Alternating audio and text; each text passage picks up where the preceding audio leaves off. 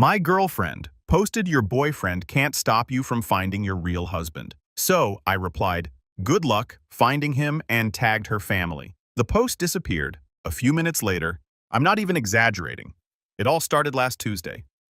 I was scrolling through my phone on my lunch break when I saw the post from my girlfriend Jenna. It was one of those generic inspirational quote images with a sunset background, but the text was what got me. Don't let your boyfriend stop you from finding your husband. I just stared at it. After 4 years together living in an apartment I'd had before she even moved to this city, this is what she puts out there for everyone to see. I didn't even think. I just commented, good luck finding him. Then I went to my profile, changed my relationship status to single, and made sure to tag her mom, her dad, and her sister in the post. Her post disappeared in minutes. My phone, however, started to explode. First came the texts from her, a string of question marks. Then, what did you do? Followed by, take that down right now. I ignored them. Then her sister Chloe messaged me. Mark, what is going on? Jenna is hysterical. I sent Chloe a screenshot of Jenna's post. Her only reply was, oh yeah, oh. Her mom called me twice, but I let it go to voicemail. I didn't need to hear the shrieking. I put my phone on silent and tried to get back to work, but the anger was just a cold, hard knot in my stomach. I knew when I got home it was going to be a mess. I was right. The second I walked through the door of my apartment, she was there, standing in the middle of the living room with her arms crossed. Her face was puffy and red from crying, but now it was just set in a mask of fury. You humiliated me, she hissed. You did that yourself, I said, dropping my keys in the bowl by the door. I walked past her into the kitchen to grab a bottle of water. I wasn't going to have this conversation dehydrated. It was just a quote, it didn't mean anything, she yelled, following me. Everyone posts stuff like that. No, Jenna, they don't. Not when they're in a supposed serious relationship, I said, twisting the cap off. What was I supposed to think, that you were just window shopping for my replacement while I was paying our rent? That is so unfair. You know I'm not like that. I just laughed. It wasn't a nice laugh.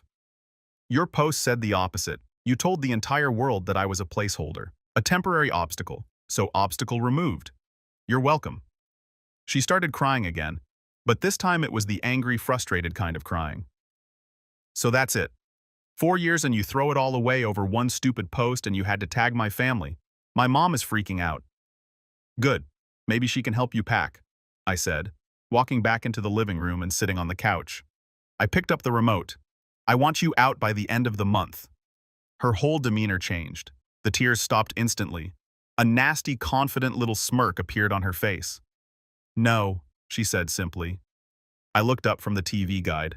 What do you mean no? I mean no, I'm not leaving. I live here, I get my mail here.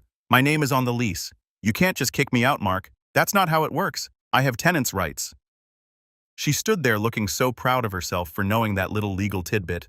She really thought she had me. She figured she could stay here rent-free while she figured out her next move, probably while simultaneously auditioning for the role of husband. The thought of her bringing some other guy into my apartment, sleeping in the bed I paid for while I was stuck here, made something in my brain snap. We'll see about that, I said, my voice dangerously quiet. She just shrugged, turned on her heel, and flounced into the bedroom, slamming the door behind her. I sat there on the couch for a long time, the TV humming in the background, and I started making a plan. This wasn't just a breakup anymore. This was war. The next few days were a special kind of hell. She'd be sickeningly sweet one minute asking what I wanted for dinner and a monster the next, blasting music until 200 a.m. on a Tuesday. She started having friends over, constantly loud, obnoxious people who left messes I always ended up cleaning. One night I came home and found one of her friends, some guy named Todd with a punchable face, sitting on my couch, drinking my beer with his feet on my coffee table. I walked in, looked at him, looked at Jenna, and just said, "Get him out." Jenna rolled her eyes.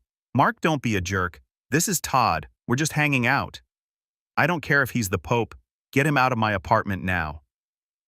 The ensuing fight was epic. It ended with her screaming that she could have whoever she wanted over because it was her apartment too. That was her big mistake. The next morning, I sent an email to my landlord, Mr. Henderson. He's an old grumpy guy who has owned the building for 40 years and hates drama more than he hates anything else. I wrote, subject lease question, apt 4B. Hi, Mr. Henderson, hope you're well. I have a quick question about our lease agreement. My co-tenant Jenna and I have recently ended our personal relationship. She has begun having guests over at all hours, creating significant noise disturbances and violating what I believe is the quiet enjoyment principle for myself and potentially other tenants. Could you please clarify the policy on overnight guests and excessive noise as stated in our signed lease? I've attached a copy for your convenience. I attached the PDF of our lease, which I had saved on my computer.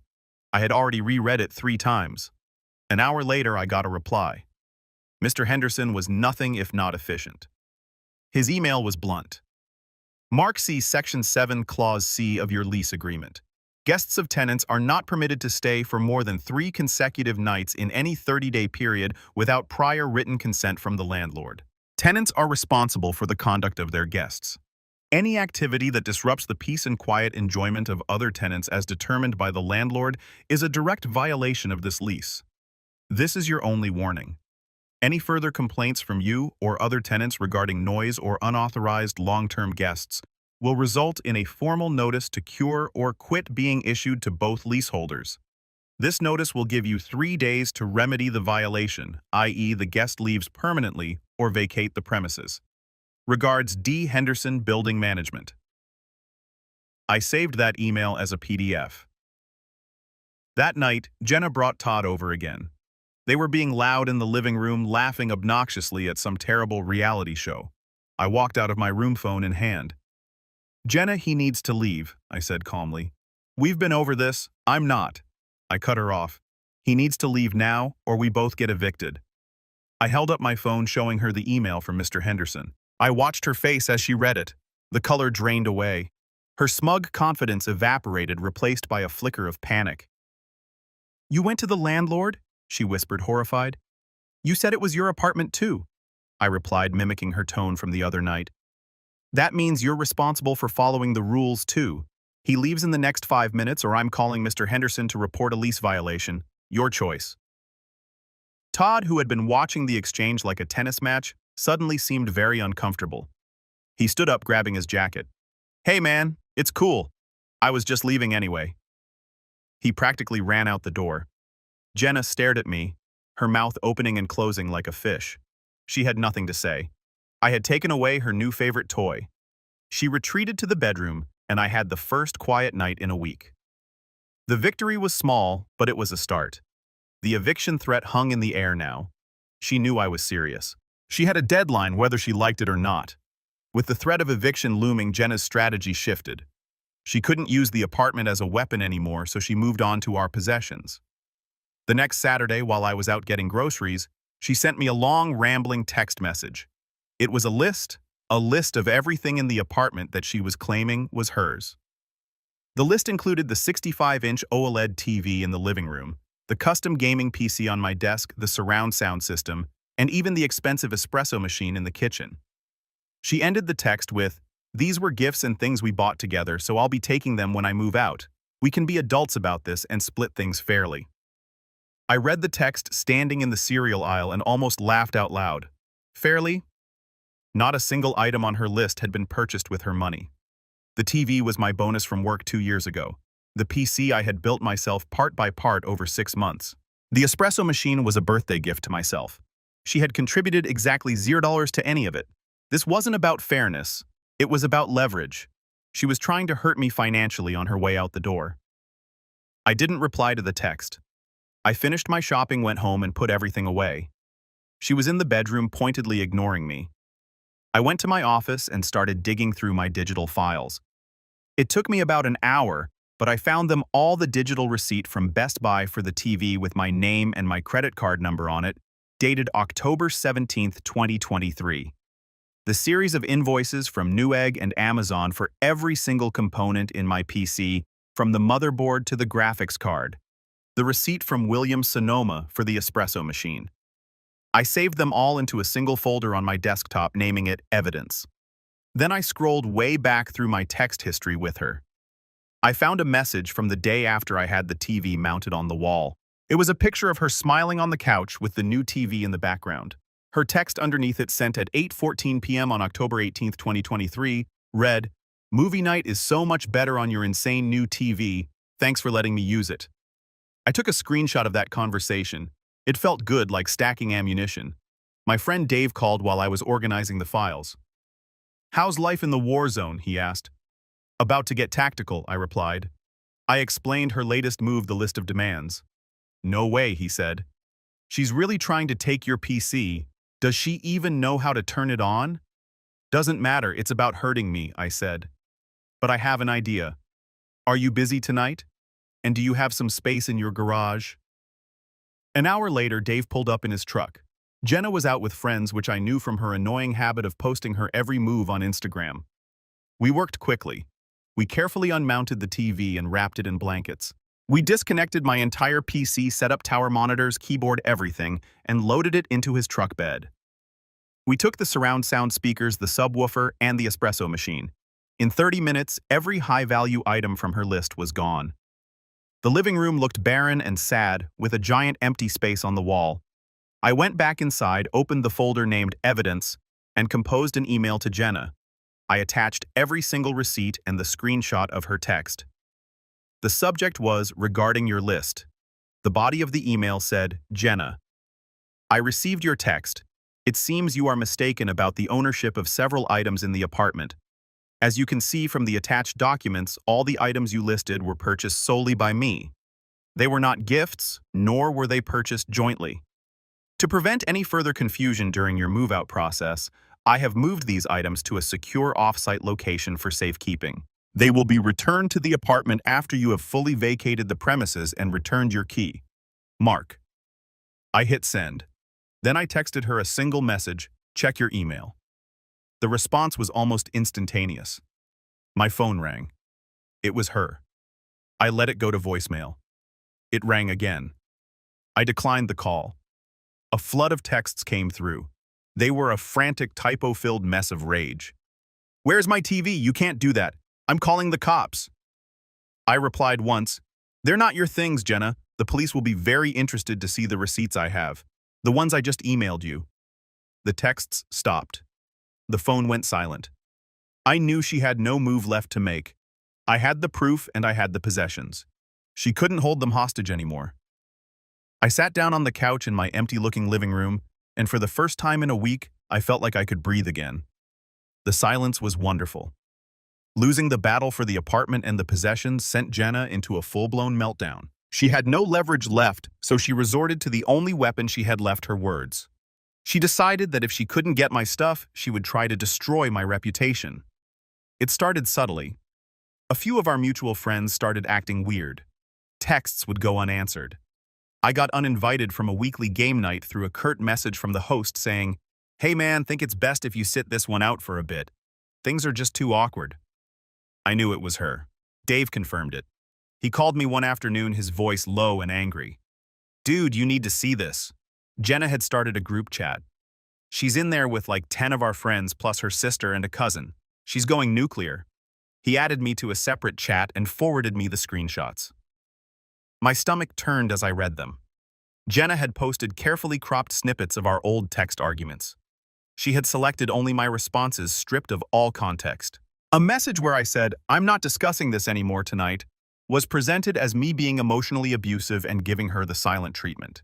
A text where I told her, "You can't just spend that much money without talking to me," which was about a ridiculously expensive and non-refundable vacation she tried to book on our joint credit card, was framed as me being financially controlling. She had written a long paragraph to accompany the screenshots. "I know you all love Mark, but you don't know what he was like behind closed doors.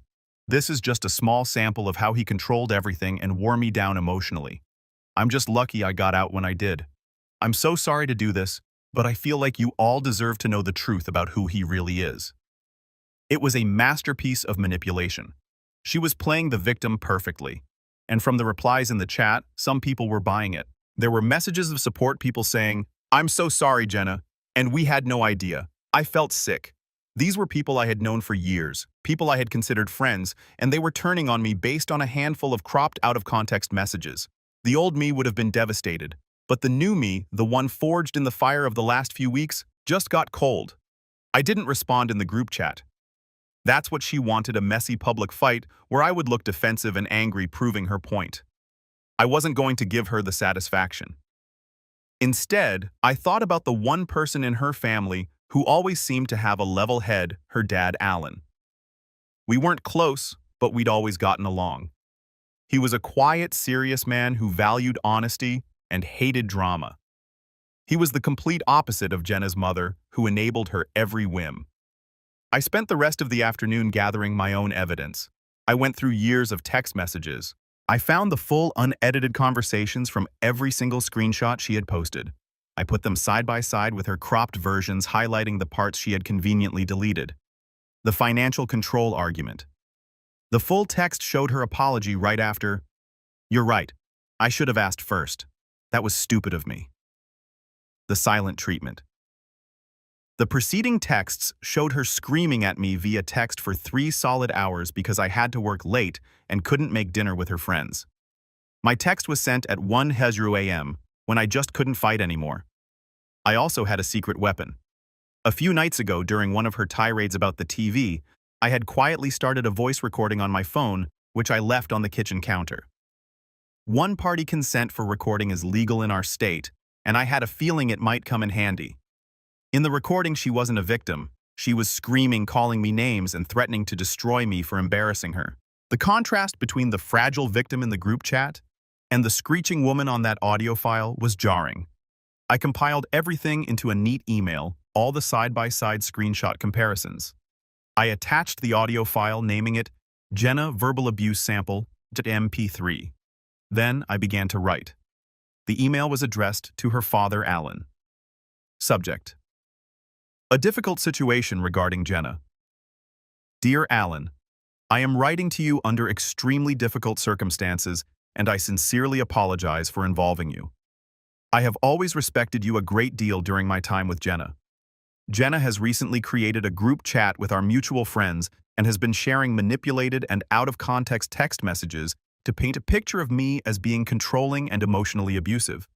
These are serious and false accusations that could damage my personal and professional reputation. I would not be contacting you if this were just simple breakup drama, but her actions have escalated to outright defamation. I have attached a document containing her cropped screenshots alongside the full unedited conversations for your review. You will see that she has deliberately removed all context to misrepresent reality. I have also attached a short audio file from a recent conversation in our apartment. I warn you, it is unpleasant, but it is an accurate representation of the behavior I have been dealing with. It is not the behavior of a victim. I am not asking you to take sides. I am only asking you to see the truth. I hope you can talk to your daughter and convince her to stop this harmful campaign of lies before she does irreparable damage to herself and others. Sincerely, Mark. I read the email over one last time. It was professional, respectful, and damning. I hit send at 6:05 p.m. I didn't hear anything for 2 hours. Then my phone buzzed. It was a text from a number I didn't recognize. This is Alan. I've seen everything. I am dealing with this. I am very sorry, Mark. 20 minutes after that, the group chat exploded. Jenna posted, "My dad is calling me. What did you do, you psycho?" Then she must have deleted it because it vanished. Another friend in the chat, one who had been on my side, texted me privately. "Dude, Jenna just left the group. Her sister Chloe just posted, 'Everyone please just drop this, it's over.'" I never found out what Alan said to her. I don't need to. The smear campaign stopped dead in its tracks. The next day, 2 of the friends who had iced me out sent me awkward apology texts. I accepted, but I knew things would never be the same. Jenna was out of my social life for good. 3 days later, I came home from work to find all her things gone. The key was on the kitchen counter with a note that just said, "I hate you." It was the most beautiful thing I had ever read. Life returned to normal, or a new version of it. I got my TV and PC back from Dave's place, set up my living room the way I always wanted it, and enjoyed the peace and quiet. Months went by. I dated a little, focused on work, and reconnected with the friends who had stuck by me. I barely thought about Jenna except for the occasional pang of disgust when I remembered how she'd acted. Then, about 6 months after the breakup, the drama found its way back to me. Dave sent me a screenshot from Instagram. It was a post from Jenna. She was flashing a ridiculously large, gaudy engagement ring. She was posed with some guy I vaguely recognized. It was Todd, the guy I'd kicked out of my apartment all those months ago. The caption was pure uncut Jenna. I said yes. Sometimes you have to leave the boy behind to find the husband of your dreams. Can't wait to start my forever with my king. I rolled my eyes so hard I almost strained something. It was pathetic, but it was also a relief. She was someone else's problem now. The post was followed by a flood of stories about their wedding plans. They were moving fast. She announced they were having a massive engagement party at the Grove, a fancy upscale restaurant and event space downtown. She made sure to tag the venue in every post, showing off the menu selections, the floral arrangements, the custom cocktail list. It was a full-scale social media production designed to show everyone how much she had won the breakup. Something about it bugged me. The whole thing felt desperate and rushed. I knew for a fact that Todd worked a dead-end sales job and had 2 roommates. There was no way he could afford a party at the Grove, let alone the ring on her finger. And I knew Jenna's finances were a disaster. She lived paycheck to paycheck and had a mountain of credit card debt. So who was paying for all this? Out of curiosity, I did a little digging. The Grove had a public-facing events team, and I had actually worked with one of their managers, a woman named Maria, to plan a corporate holiday party a couple of years back. I still had her email. I also browsed the Grove's website and found their private events policy packet available for download. I scanned the PDF and one section jumped out at me. It was their payment policy, and it was ironclad. Section 4 Payment Schedule. A non-refundable deposit of 50% of the estimated total is required to secure a date. The remaining 50% balance is due and must be paid in full no less than 14 business days prior to the event date. Any outstanding balance on the day of the event for additional services, e.g., open bar overages, must be settled before the conclusion of the event. The Grove reserves the right to cancel any event for which the final payment has not been received by the deadline. I remembered the chaos of our work party, how strict Maria had been about getting the final check from my company 2 weeks out.